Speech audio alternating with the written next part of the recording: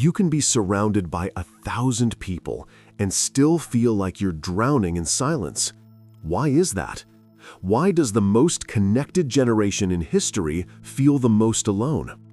Carl Jung once said that loneliness does not come from having no people around you. It comes from being unable to communicate the things that seem important to you. Or worse, from holding back who you really are because you're terrified that if people saw the truth, they'd walk away.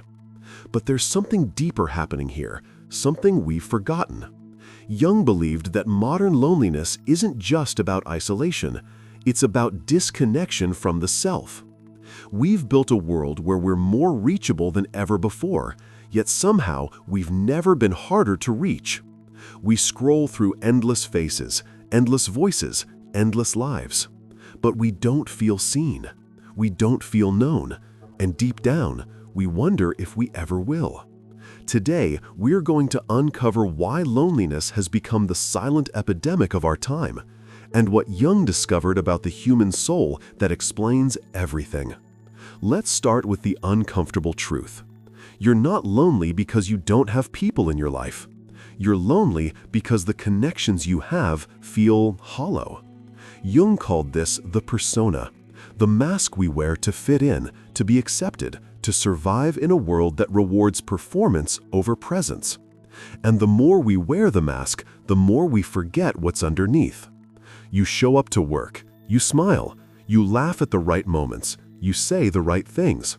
But inside, you're screaming, because no one is asking how you really are. And even if they did, would you tell them? Or would you just say, "I'm fine," and swallow the truth like you always do? Jung understood that this kind of loneliness is the cruelest kind, because it's not the loneliness of being alone, it's the loneliness of being invisible, even when you're standing right in front of someone. You can send 100 messages, attend a dozen gatherings, have a phone full of contacts. But if none of those people know you, the messy, complicated, beautiful, broken version of you, then you're just performing. And performance is exhausting. So you retreat. You pull back. You convince yourself that maybe you're just not a people person. But deep down, you know the truth. You're not avoiding people, you're avoiding rejection. There was a woman who had 2,000 friends online. She posted daily, shared her thoughts, her travels, her carefully curated moments of joy. And every post was met with hearts, comments, validation. But late at night, when the screen went dark and the room fell silent, she would sit on the edge of her bed and cry. Not because she was sad, but because she realized something terrifying. No one actually knows me. She had built an entire identity online, a version of herself that people liked, admired, even envied. But it wasn't her. It was a character, a role, a mask. And the real her, the one who was scared, uncertain, lonely, she had locked away so deep that even she couldn't find her anymore. One night, she deleted everything. Not out of anger, not out of rebellion, but because she needed to remember who she was when no one was watching. And in the silence that followed, she finally heard the voice she'd been drowning out for years, her own. Jung believed that loneliness wasn't the problem. The problem was that we had lost the ability to be alone with ourselves. He called it solitude, the sacred space where you meet the parts of yourself you've been avoiding. But in the modern world, solitude has become terrifying. Because when you're alone, you have to face the noise inside your head, the doubts, the fears, the questions you've been running from. Am I enough? Does my life have meaning? What if I've been pretending this whole time? So instead of sitting with those questions, we fill every moment with distraction. We scroll, we binge, we work, we numb.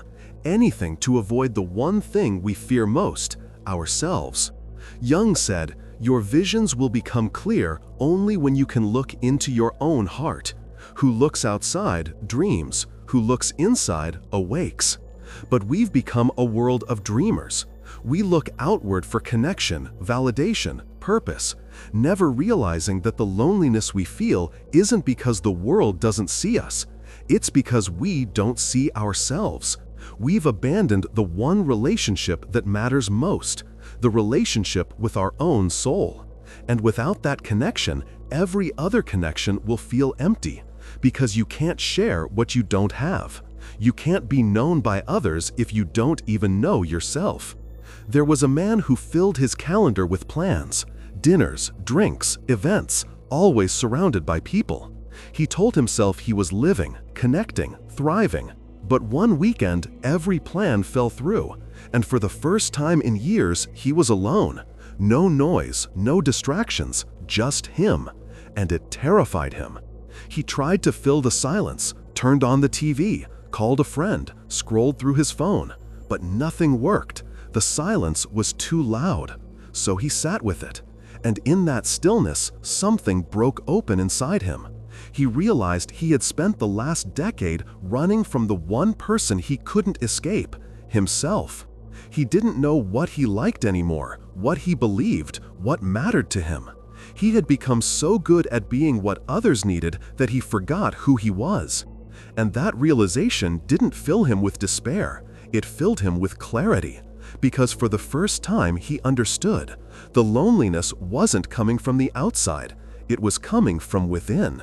Jung spoke often about the shadow, the parts of ourselves we reject, deny, and hide. And one of the darkest truths about modern loneliness is this: we feel disconnected because we're living someone else's life. You took the job your parents wanted, the path society approved, the version of yourself that keeps the peace.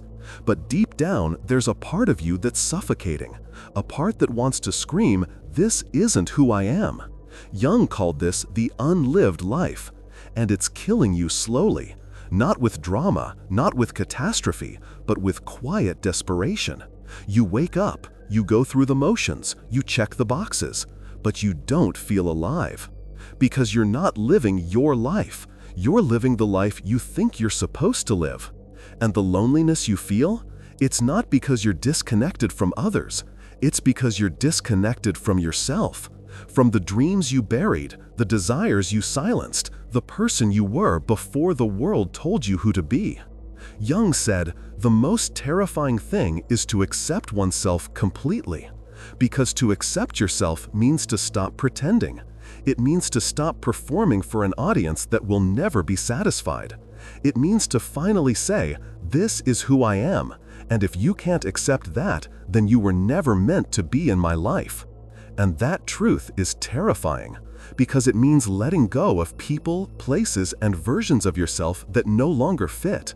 But it's also the only path to real connection. So how do we escape this? How do we move from loneliness to connection? Jung's answer was simple, but not easy. You have to return to yourself. Not the version of yourself that the world sees, but the version that exists in the quiet moments, in the solitude, in the parts of you that you've been too afraid to show. Because real connection doesn't happen when you're perfect. It happens when you're real. When you stop hiding your struggles, your fears, your wounds, and you let someone see you as you are, not as you think you should be. Jung believed that the soul yearns for two things: to be seen and to be whole. And you can't be seen if you're always wearing a mask. You can't be whole if you're constantly rejecting parts of yourself. The loneliness you feel isn't a sign that something is wrong with you. It's a sign that something is calling you back to yourself, calling you to stop abandoning the person you were always meant to be. And the moment you answer that call, everything shifts. Not because the world suddenly becomes kinder, but because you become unavailable to anything that doesn't honor the truth of who you are. Here's the twist that changes everything. You're not lonely because people don't understand you. You're lonely because you don't understand you. You've spent so long trying to fit in, to be liked, to be accepted, that you forgot the most important thing. You don't need everyone to understand you. You just need to understand yourself. Because once you do, the loneliness doesn't disappear. It transforms. It becomes solitude, a sacred space where you meet yourself again, where you remember who you are beneath the noise, the expectations, the masks. And in that space, you realize you were never truly alone.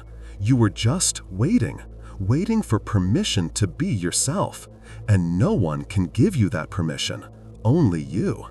If you're someone who's felt this loneliness, this quiet ache that no amount of connection seems to fill, then you already know the truth. The journey isn't about finding people who understand you. It's about becoming someone who understands themselves. And that journey, it starts the moment you stop running, the moment you sit in the silence and listen. Because the voice you've been searching for, it's been inside you all along. You just had to be still enough to hear it.